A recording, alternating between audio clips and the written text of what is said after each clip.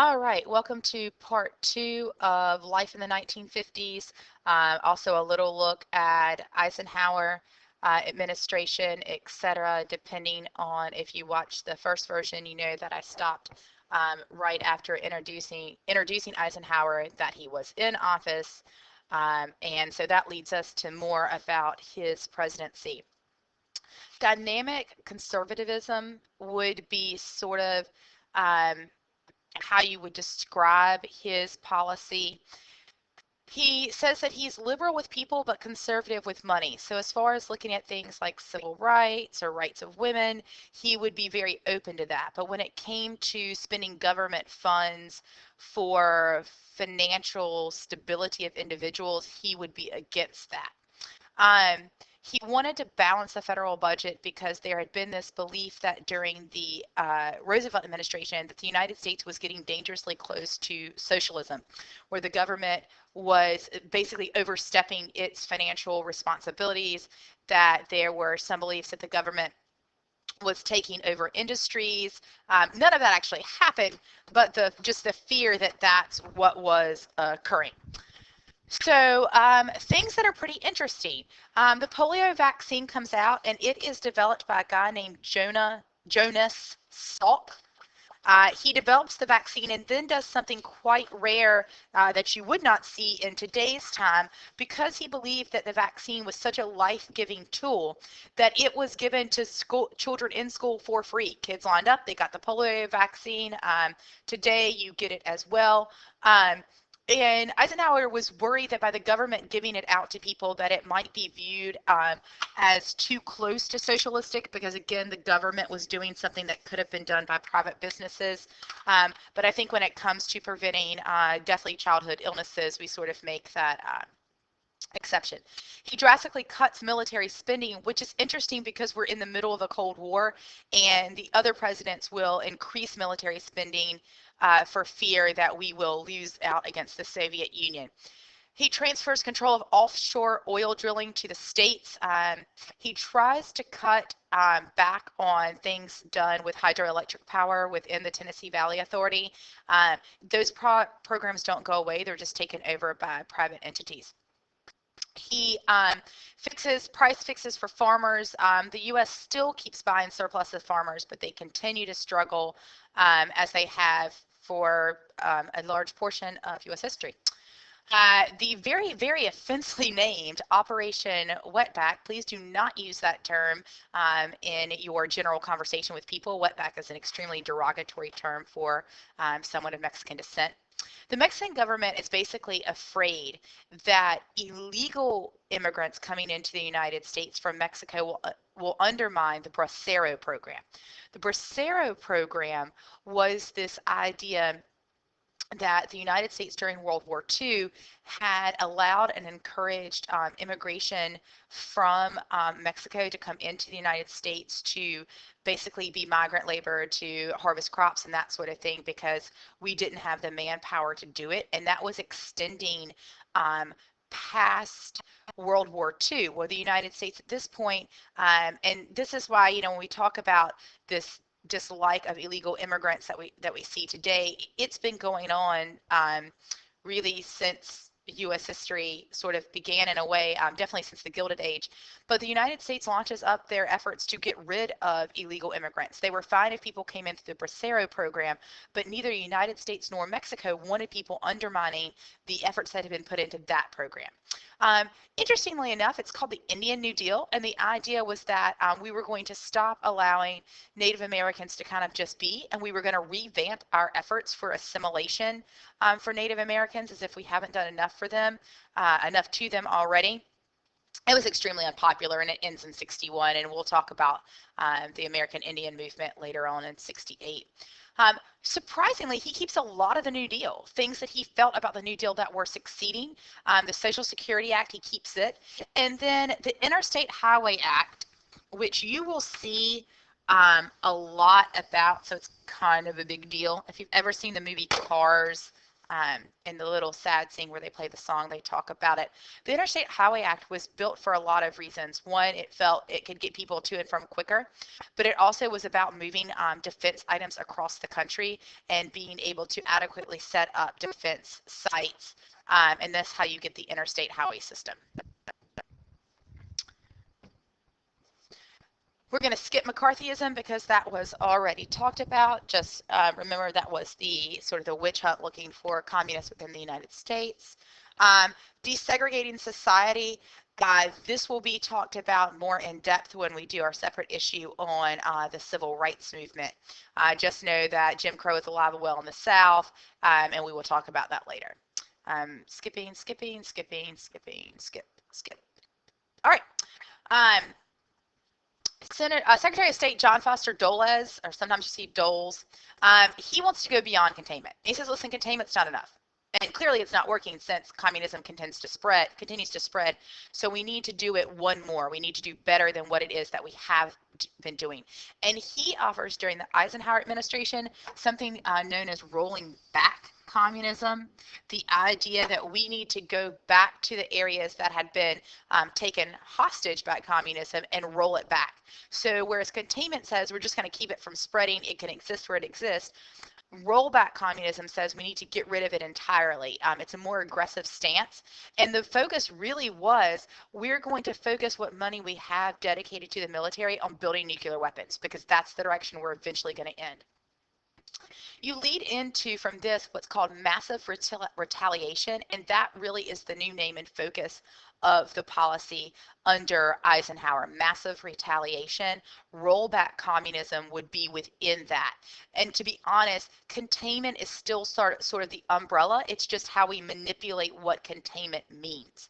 And so the idea of massive retaliation says that the threat of any nuclear action would result in a massive response. So if someone threatened us with nuclear weapons, or we felt like we were being threatened by nuclear weapons, we weren't going to simply see if we could negotiate our way out of it. We were supposed to go all out with our nukes. And the idea that to prevent anyone from ever threatening us would be to have the biggest stockpile of nuclear weapons ever. And that was our idea. We've already talked about before that Nikita Khrushchev succeeds Stalin. This is a map that in the past has freaked kids out to no avail, because it is looking at, if you were standing at a globe and looking down from the globe, this is what you would see. So it is the right map, and it shows things sort of in better perspective, but it almost appears distorted, so you're okay. It's just showing you the NATO nations, U.S. allies that are not NATO nations, Warsaw Pact nations, and nations of the Soviet Union. And again, the idea that you can sort of draw this curtain between communism and non-communism. So I'm going to skip this as well because we're going to spend so much time on Vietnam and cover this that we're not really going to worry about it too much. Just know that in the 1950s, the issue of Vietnam is already coming up. And surprise, surprise, it has to do with France. That France had been the colonial power of Vietnam up until World War II. They have some problems during World War II. The Vietnamese help keep out the Japanese. The Vietnamese are under the assumption, sort of like the Philippines were in the Spanish-American War, that they would be given their freedom. That does not happen after World War II, and France is having trouble holding on to their colony of Vietnam. Request is asked of the United States. We don't help them as much as France would like, and eventually France loses control of Vietnam. But again, we'll talk about this in vast detail when we get to the Vietnam War. Eisenhower and Khrushchev, the Warsaw Pact again is signed in 56. We had agreed to the Arms Peace Conference in Geneva. We know that a second one of those does not happen because of the U-2 incident. And there's other issues with that as well. Hungary goes into rebel in 56 to protest communism, and the Soviets do that, or prevent that, with tanks, and they crush the rebellion. We do not give Hungary aid, which people thought we would have, because that was somebody speaking against communism. And there's a small period of time, again, up until the U-2 incident, that the United States and the Soviet Union have less of Cold War. We have already talked about this as well, so I'm skipping that. We talked about the Eisenhower Doctrine. Election of 56 is basically a repeat of 52. Eisenhower wins really well in a large amount. The economy is doing well. He's extremely popular. The electoral vote is 457 to 73, but he loses two of his top people. Secretary of State dies of cancer. The assistant to Eisenhower, Sherman Adams, has to step down due to bribery charges. You have within the Eisenhower administration what's called the Missouri Gang. It's very similar to the Ohio Gang under Harding. So this is a president who has brought in people that he relies on that are not necessarily the most trustworthy. They get caught with their hands in the cookie jar, so to speak, and that reflects negatively on the president. This is just a repeat again of the space race. When we originally talked about it, I didn't go through the actual weights of the satellites, but this is kind of interesting. So October 4th, 1957, the Soviet Union launches a 184-pound satellite called Sputnik. Starts the space race. The United States is now afraid that the Soviets are spying on us through space, that they're also going to launch missiles at us, which was, if they had the military capability, they would have done so, and so would we. They then again, November of 57, launched an 1,100-pound satellite and a dog into space, just to see if one, they can launch a satellite that big, and two, about getting sustainable life on the way to getting humans into space. And February 58, we launch Explorer 1. It's 2.5 pounds. And we always thought that the Soviet Union was well behind us in science. And to find out that not only is communism, again, not crumbling people to their knees, but they are succeeding in areas in which we were failing, we freak out. And our assumption is, well, if they can put a dog in space, and the next thing is a nuclear weapon. NASA has created, it's the National Aeronautics and Space Administration. It's started by the Eisenhower administration. During the Obama administration, it goes to private funding, but during the Trump administration, the government is now pumping money into NASA again. So this is a lovely family. They look very excited. They are inside their bomb shelter. And you can see Susie is prepared with all the games they need. They got Scrabble and Clue and Life, and the brother has the flashlights and the NOAA radio, and sister just gets to hold some towels. She looks thrilled with that responsibility. The idea, and if you can actually scroll on your screen to make and read the article, Americans began preparing in their own backyards for what we truly believed was going to happen, and that was nuclear war. Not only did towns have safe shelters and places that if the atomic bomb came and you were downtown, that you could go there. I understand that there was one located in downtown Washington and may still be there, but access has been cut off. Families would build these in their backyard. There was a big selling for people to have their own bomb shelter to go when nuclear war did occur. So it was a real fear for families in the 50s. We watched a little bit of the duck and cover, kids prepared, just like we now prepare for weapons drills. Kids in the 50s prepared for nuclear fallout drills. Nuclear testing causes a lot of problem. Turns out that radiation is not good for you. Who knew that? Lebanon asked the United States to help them fight communism. They also feel attacked by Egypt and ask for help. So per Eisenhower Doctrine, it's a Middle Eastern country that needs our assistance. We have to send troops. We do. We send several thousand, and we resolve the issue quite quickly. In 59, Nikita Khrushchev wants to look good for propaganda purposes within the Soviet Union. He invites Ike to Russia. They eventually end up meeting at Camp David. There's some talks about what might happen, and it looks like maybe we'll agree to disagree.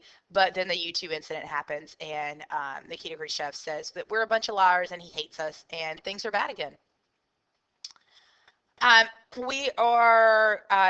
This is setting up stuff that we're actually going to talk about today, as in the day I'm recording this, but In 1959, Fidel Castro, a very young Fidel Castro, overthrows the Cuban leader Batista, who was a horrible, horrible, horrible person, but was great friends with the United States, and he wasn't communist, so we were down with whatever he wanted to do. And Cuba had really gotten tired of the United States sort of using Cuba as our playground, which we had basically done since the Spanish-American War. Castro starts a communist revolution. It's extremely bloody. He's supported in the beginning, but then when they see how it rolls out, there's not. Um, at least 1 million Cubans flee to the United States. The Soviet Union is super psyched because now they have a communist nation within miles of the United States, and that could only be to their advantage. We get very angry at Cuba, and so we launch an embargo that had lasted until the Trump administration, I'm sorry, until the Obama administration. And essentially, we just said, Cuba, we are not your friends anymore. You can't trade with us. And Cuba has remained up until today basically locked in the 50s. You still find the classic cars. They do not, other countries have been trading with them. So understand that other countries have been trading with them, just not the United States. But they are essentially a nation locked in time. Um, and Castro, Fidel, and his brother Raul have continued to lead, well, Fidel's now dead, but have continued to hold a very tight grip on Cuba. And people's opinions of Cuba depends on who you ask. But make no mistake about it, Castro has been a brutal, brutal dictator within the Cuban country. We begin invoking the Monroe Doctrine and the Roosevelt Corollary on the Soviet Union, and they're like, we don't have to listen to anything you want to say. We're going to do what we want to do. Try and stop us. Bet you won't, because you don't want nuclear war. We're going to talk about this in class. Just some changes. The 22nd Amendment passes. It limits the president to 2 terms in office. Alaska and Hawaii become states in 1959. Ike was a really good president, according to how we view presidents. He gets the United States out of debt. He ends one war, the Korean War. He avoids a lot of others. We get the St. Lawrence Seaway finished. We get the Interstate Highway Act. So he is, by all means, a fairly successful president. Again, he is socially sort of to the teeny bit left of moderate, and financially he is to the right of moderate. These are things you want to look up as far as popular authors and playwrights during the 1950s with regards to 1950s culture. I am not going through all of them, but they are listed in your book. You should go through these names. You should write out what it is that they did and why they are noteworthy. And that finishes that segment with regards to what is chapter 37 in the American Pageant textbook.